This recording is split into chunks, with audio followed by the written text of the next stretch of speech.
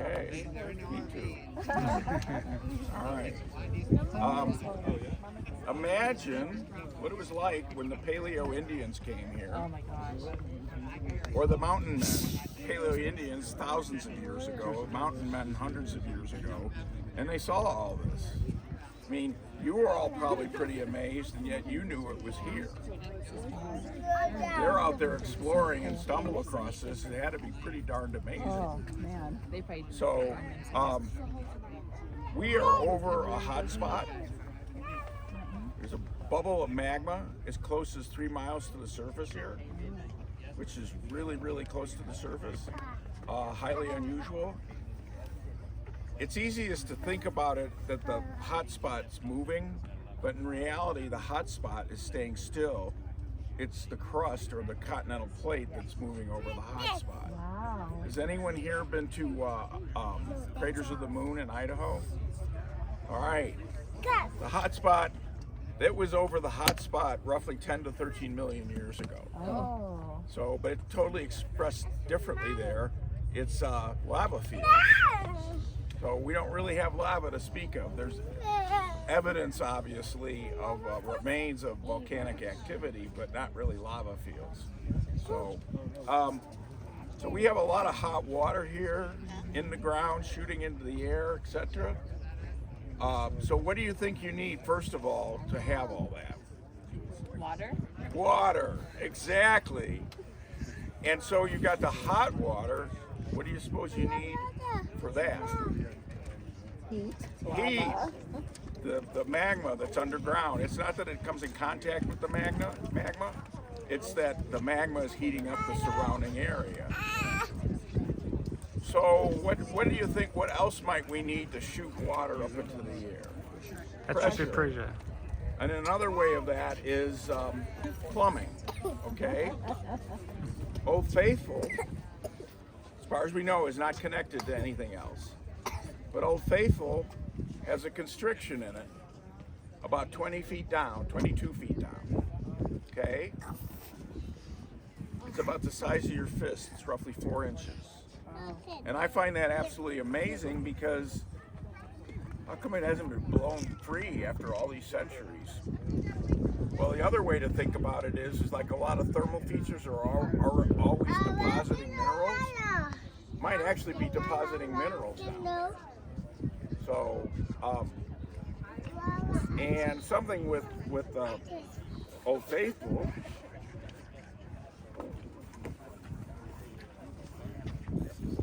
Here's basically an image of Old Faithful's plumbing.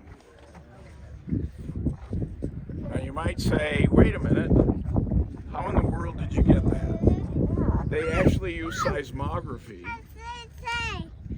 to put this together. They had sensors all over the place, like 1983, and they put 1993, and they put this together. Wow. So that's pretty much what it looks like if you had X-ray vision. Cool. Here's the constriction, and they basically did an endoscopy on Old Faithful. They ran a camera down the mouth of Old Faithful. Wow. And that must have been really fascinating, and I can't help but think really frightening all at the same time. Yeah. So you get down below here in this chamber, not just hot water, but superheated water. The temperature of boiling water where we are right now is 199 degrees. Well, this water in here gets hotter than 199 degrees. It's superheated. But you've got all this on top of it, holding it down, damping it down. Think about a teapot on your stove. Gets hot, gets hot, gets hot, and then finally it starts whistling. The pressure's released. Well, what happens is finally that water gets so hot it overcomes the pressure and it erupts, shoots out. And it happens pretty quickly.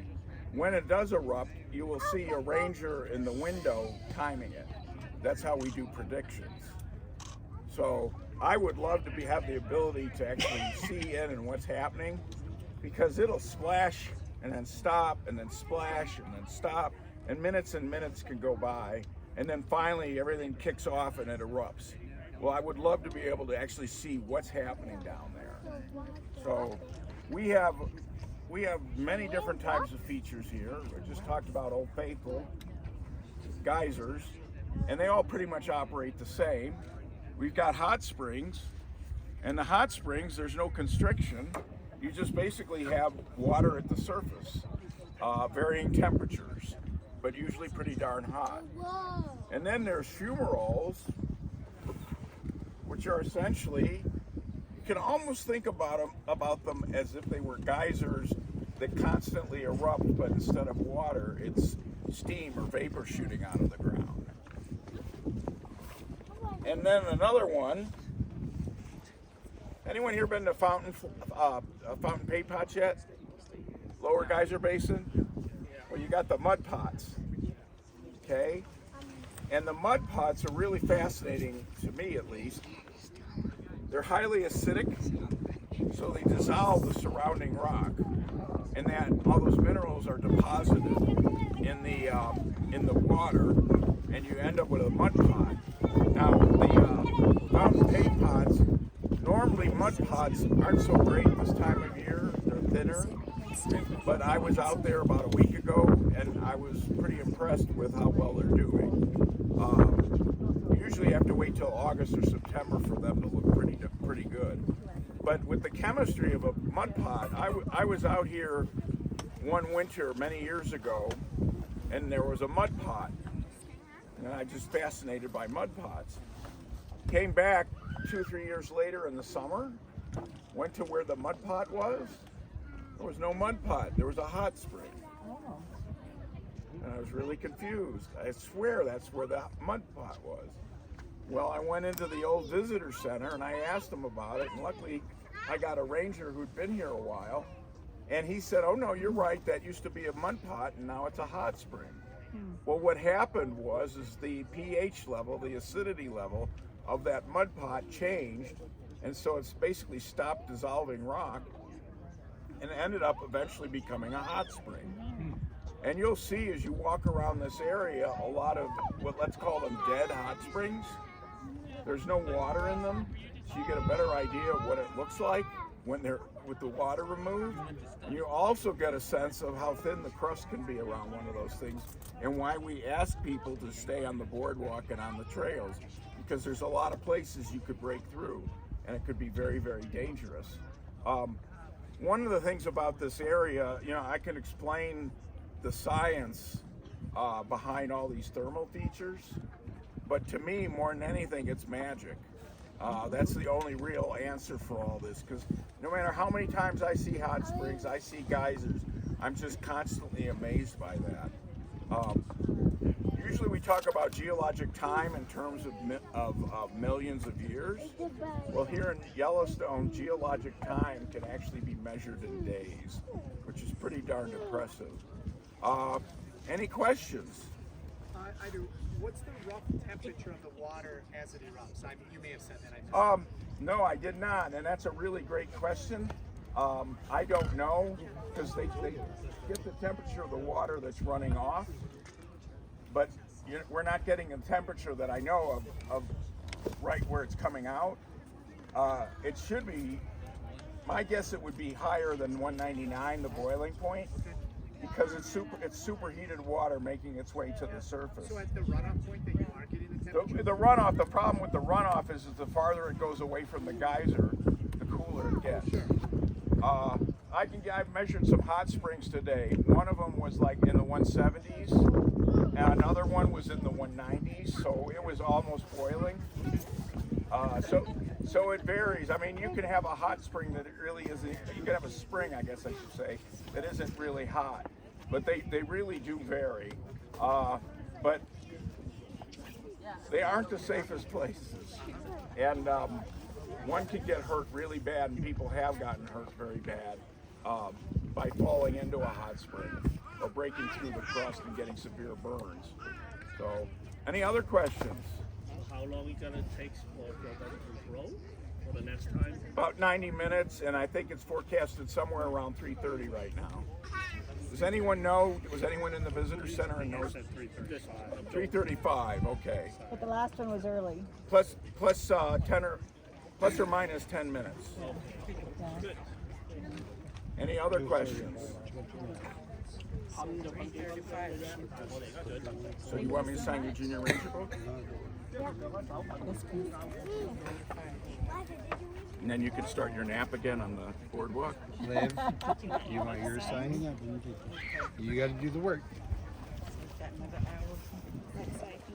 It goes fast. I'm not too far. Could at least have a pillow. That'd make it more comfortable. You guys have yours is colored. Shelby back there. I wish we had hammocks set up that we could lay down on. Shelby, 3:35 plus or minus 10 minutes. does Trace have a junior ranger book? 3:35 plus or minus 10 minutes. Thank you so much, sir, for explanation. Thank you. Oh,